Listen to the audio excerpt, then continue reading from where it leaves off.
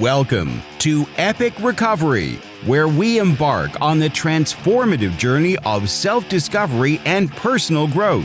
Join us as we unlock the secrets to genuine recovery, embracing our infinite possibilities, and forging an extraordinary life filled with purpose and profound meaning. Epic Recovery starts now. Hello, Epic people. Welcome or welcome back. It is an honor to be with you today. So grateful to be here. It's been quite a week.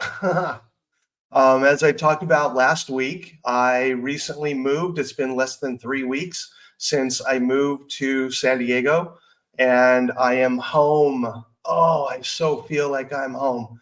I got sober here in San Diego. And 30 years ago, I left here, 34 years ago, to start a new career. And that career turned into another and another, and life just kind of blossomed. And as I continued to do my work, the gifts just kept coming. Ended up in Orlando, professional speaker, doing these programs, writing another book. Life took off. And then one day I'm thinking, what would bring me the most joy? And I realized what it was moving home, back to San Diego. So I went on a 34-year walkabout, and now I'm back. And if you were with me last week, you saw that even here in this office, walls were blank, nothing was here. And now things are starting to come together. And it's awesome. Now, is it exactly the way I want it to be? No. But again, perfection is not the goal here. It's about progress, not perfection. And is this progress from last week? Hell yeah. But is it exactly the way I want it? Nah, there will probably be more additions and different things going on as the weeks go on. But today, this is what it is. But it's not about the office and the background. It's about the message. And the message today, this is one of the most difficult parts of moving from just being sober to being in recovery. And this is the one that I watch so many people struggle with. Life would be so much easier if we stopped struggling with this. I was in a meeting last night, and someone was sharing about, I'm going through some really rough stuff, and I don't like to be emotional. And you could tell he was choking up, like he was about ready to cry. And I thought, no, cry, do it, go for it. And the thing is, for people who are in recovery, I really do believe that we are some of the most emotionally sensitive people on the planet. We don't want to be. And with the things that happened to us and the things that we did to others, we tend to feel it emotionally so much more intensely than other people do. I mean, it's kind of like, if you touch my arm, it doesn't hurt. But if I have a bruise there and you touch it, ow, it hurts. And a lot of us come into recovery bruised. And when we get into being sober, we have bruises all over the body. And the one thing that's bruised more than anything else is our heart. And to heal that takes time. And it's difficult. Be gentle with yourself as you start getting into this. And as you start working towards your recovery, it's important to give yourself some grace, because things are going to seem really new, really challenging at the beginning, especially as you deal with your feelings. One of the things that I talk about in my book is I talk about, in order to build self-esteem and to move into recovery from sobriety, I separate self, who we are, into 4 different parts: physical, mental, emotional, and spiritual. And in order to feel better about who we are, it's important to exercise and nourish all 4 parts of self. And I go into a lot more detail in the book. But today I want to talk about the emotional part and how to exercise and nourish the emotional. Because if we just ignore it, it's still there. And it is going to seep into other areas of our life. That's why, I used to blow up at the stupidest things. Something would happen and I'd be like, oh my God, I can't believe it. And I would rage over these little insignificant things. And I don't do that nearly as much as I used to. Every now and then, if I'm having a bad day, or like last year when things were really, really stressful, I tend to blow up a lot easier. But I don't think I've had a rageful incident in months, and it's pretty cool that I'm allowing myself to be more gentle and more kind and more um, even keeled. And I like that. And I kind of lean more towards the happy and grateful than anything else. But it takes a while and it's not perfect. And at the beginning, you will have the blow ups. You will have the times when, you're not exactly feeling how you want to feel. But that's the thing about feelings. They come and go. We don't control our feelings. They just kind of happen, but it's how we manage them that matters. And that's the part that you have some control over. How it is that you're going to manage the feelings that come up. Do you want to just stuff them back down? Or do you want to see what they are and start looking at them and dealing with them and making them into what they are? Feelings are so valuable. They're the things that separate us from other animals. We feel at a much deeper level, and especially those of us in recovery, who do we have our feelings?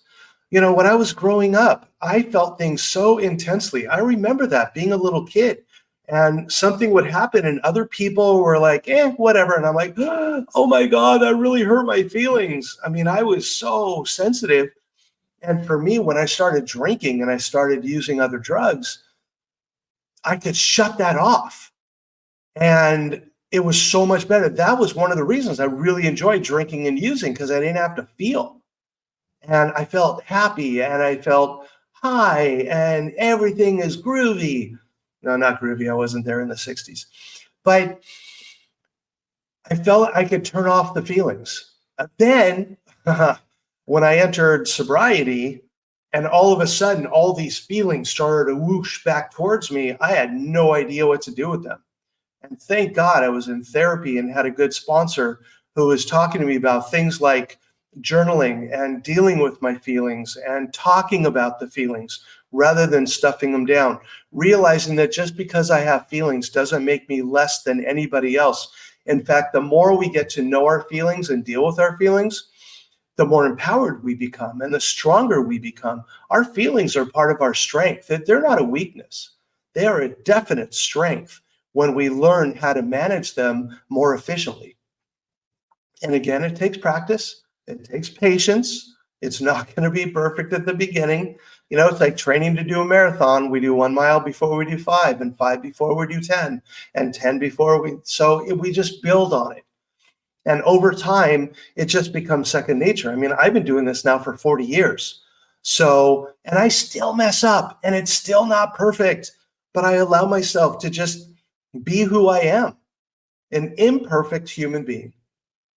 But it's so much better than it used to be. I have, in this whole moving process, I have had so many disappointments and things that were frustrating, people not living up to their word, people saying they're going to do one thing and they do another. Oh, it's been very frustrating.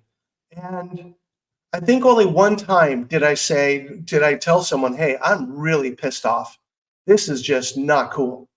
But the others, I would say, hey, I just wanted you to know I'm really frustrated right now. And the way I remember one guy, he looked at me like, what do you mean? And he didn't know how to take that. He was used to people either raging at him or just ignoring him. But I was like, hey, I'm really frustrated with the way that this went down. And he didn't know what to do. It was interesting to watch that. But getting in touch with your emotional self is one of the key parts of recovery. I mean, they're all important. The physical self, the mental, the spiritual, all four. Again, if we overcompensated one for a lack of another, we're not giving ourselves the best shot. Now, some of us are better at some than others, but we have to address all four to maintain some kind of a balance, because you don't overcompensate for one with a lack in the other. It doesn't work that way. There are these I used to belong to this gym, and there were these people with muscles just bulging everywhere, but they wouldn't know a feeling if it bit them on the nose. But they're like, oh, look at me, look how buff I am. But that doesn't make the person who they are. That's just something that they've done. That's not who they are. I am not a number on a scale. I am not, a GPA or a salary or a zip code. That is not who I am. That's just what I have. And if there's anything I want to change, I can do that. And as long as I get out of my own way, I can do it. But for me, getting in touch with the emotional self is one of the most important. Yeah, it's just as important as the others. Yeah, for me, the spiritual is really, really important. And that's the thing that I really focus on all day long.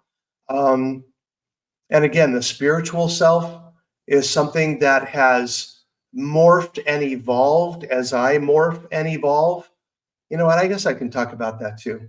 Let me talk more and wrap up emotional, and then I'm going to move to spiritual for a little bit. So, with the emotional, books, poetry, music. You know how there are some songs you listen to, like when I'm going to the gym, I listen to Metallica and Iron Maiden and Black Sabbath, and that's my type of music when I'm working out.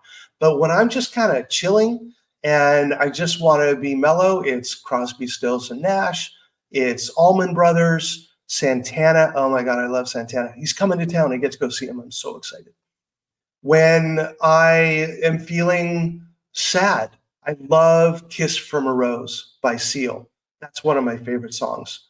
So find music and songs that will help to illuminate whatever emotions you're feeling, and become more conscious about how you deal with your feelings.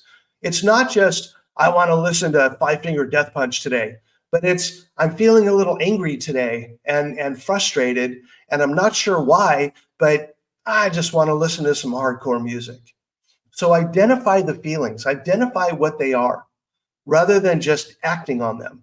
And over time, you're going to get to learn what those feelings are, what triggers them. For me, it can be like little things. And this is like back in the day, a certain smell or a sound or something would happen and it would trigger something from my past. And I would feel that feeling. It was like whoosh, that feeling would just hit me again. And I watch a lot of trauma survivors that happens to. And all of a sudden they dissociate or they disconnect, and a sound or something happens and they just are right back there as that 12-year-old girl or that 17-year-old boy or whatever the situation is. So the emotions can be buried deep, but the more we get to what they are and to see them for what they are, we disarm them. And then we get to see them for what they are. An image that I have in my mind, my anger used to be so rageful, and I was afraid of my anger. So I would hardly ever really explore it and deal with it, because to me, it was like this monster that was behind the door. And I knew if I opened the door, that monster was just going to attack me. So I would keep the monster back there because he had this big, booming, dragon-like voice. No! That was just loud and vicious. And one day, as I was dealing with my feelings, I thought, I need to know my anger, and it's time for me to open that door. I was like, all right, here we go. And as I went to the knob, I heard, no, stay away. And I opened the door, and it was like this little puffball with these big eyes. It's green. My little anger ball is green with these big eyes. And really, he was so afraid of me. He was so scared. He didn't want me coming near him. And I realized that most of my anger came from fear. 90% of my anger came from fear. Fear of not getting something I want, fear of losing something that I had. So when I saw that little anger ball, that little fuzz ball, I was like, hey, guy. I didn't say, oh my God, that's it? That's all you are? Oh my God. And then kick him down the street. No, because my anger has value. I want to honor my anger. I want to let it be what it is, but identify it. It's like, oh, I'm feeling angry. Oh, okay. Is it a fear? Yeah. Oh my God. I'm afraid I'm going to lose this. Wow. I'm not going to get something I want. So when I saw my little green fuzzball, my anger ball, I said, hey, how's it going? You don't have to be afraid of me. It's okay. I'm not going to hurt you. And it's kind of like a dog that's a little, you put your hand out and let him sniff it. And I made friends with my anger. And then all of a sudden, I wasn't as angry anymore. And again, some things would trigger it when people did stupid shit when they were driving on the road. And I would get angry. But then after that, it was gone. I rarely, if ever, would carry that anger with me for more than like 2 minutes. So get to know your anger, get to know your fear, get to know your sadness, get to know your happiness, get to know your anxiety. All the feelings that are there, each one is valid. Each one has a purpose, and they're all a part of you. To deny a feeling is like not using one of your fingers throughout a day or for a week or for a month or a year. Sure, you'll learn how to adapt without it. But wouldn't it be better if you had all your fingers at your use? Yeah. So it's the same way with feelings. So journaling, reading books, reading poetry, listening to music, going to therapy or coaching, that really helps. One of the things that I do with my coaching clients is we talk about the 4 parts of self. They read my book, and then we talk about different aspects and how it relates to them. And we go through the physical, the mental, the emotional, and the spiritual. And I work with them on which one are you best at? Which one do you need assistance with? And we work on that so that we're addressing all 4 of those. And that's a huge part of what my coaching is all about. So I love doing that with people. And it's so cool to watch them grow and evolve. I had this one client, and they were so wrapped up into, I just want my business to be successful. I want to make a lot of money, and I want to do this, and I want to do that. And I was like, okay, I hear you, but let's start working on confidence and esteem and 4 parts of self. And we did that. And after about 4 or 5 months, they were one of the top sellers in their company, not because they changed their sales tactics, they changed themselves. And people were attracted to that. And all of a sudden, they became more successful. So you can do that too. And, if you're a 12-step person, working the steps is another way to really work on the emotional, especially 4, 5, 6, 7, 8, and 9, and 10, and 11. Yeah, 12, because 12 is about service. And man, service, when we know our feelings and we're of service to others, man, the level of joy that we get to feel, beyond, just beyond. It's so cool. Since I've been here, I've been in San Diego now, less than 3 weeks. Couple more days and I'll have my 3-week anniversary. I haven't even been here a month yet. Feels like it's been a lot longer than that, but it hasn't. And I think about all the amazingly cool things that have happened since I've been here. One of the things that I'm feeling more than anything else is happiness and gratitude. Those two mixed. I've been telling all my friends, it's like I'm feeling happiness and gratitude at a level that I didn't even know existed. And that's what I want for you. I'm not saying this in any kind of an egotistical bragging way. I'm not. I want to be an example that if you put in the work and you do the work, amazing things are in your future. I really believe that the main part of this is to just stay out of our own way. I talk about it all the time. I talk about it in my book, that we tend to treat ourselves like our own worst bully rather than our own best friend. And if we start treating ourselves like our own BFF, amazing things can happen. I hear people do it in meetings all the time. They'll show up late and they'll say, oh, I'm sorry I'm late. Why are you apologizing? Something must have happened that kept you. You're right on time. You're there exactly when you need to be there. You're not there for anybody else. You're not there. No one else is looking at their watch. Oh, I can't believe they're 10 minutes late. Nobody cares. Well, I mean, we care. We like to see you there. but it's not a big deal. My assumption when someone comes in late, they had an errand that they had to run that took longer, they hit traffic, they didn't get out of the house when they wanted to get out. I don't ever think, 10 minutes late, why did you even bother coming then? No, absolutely not. But they say that to themselves, but we don't have to do that anymore. Let's give ourselves some grace. Let's be patient. Let's start treating ourselves like our own BFF rather than our own worst bully. And you'll be blown away at what's going to happen in your life. Even the littlest change can bring amazing results. I think the spiritual is really important. You know what? I think what I'm going to do over the next few episodes is I'm going to talk about each one and what we can do to exercise and nourish and what the value of dealing with that is. So next week, we're going to talk about spiritual self and how to enhance that and what that really means. Because a lot of people feel it's about religion and God and all that. And for those of you who find God through religion and it works for you, awesome. But we're going to go through that. We're going to talk about that in a little more detail. So until next week, I wish you all the best. Do one thing today that's going to improve the quality of your life. Pick one feeling today that you want to get to know and just have a little conversation with that feeling. See what they're all about. Start with an easy one. Start with your happiness. Start with joy. Oh man, I love connecting with joy. Oh, I love it. And now, whenever I hear joy and I feel joy, I think about joy from the movie Inside Out. I still need to see Inside Out too. Maybe I'll do that this week. I don't know. We'll see. Maybe next week. I don't know. I'll see it when I see it. But you take care of yourself. And here's one thing I want to ask you to do. What are 3 things in your life that you have to be grateful for today? Focus on that.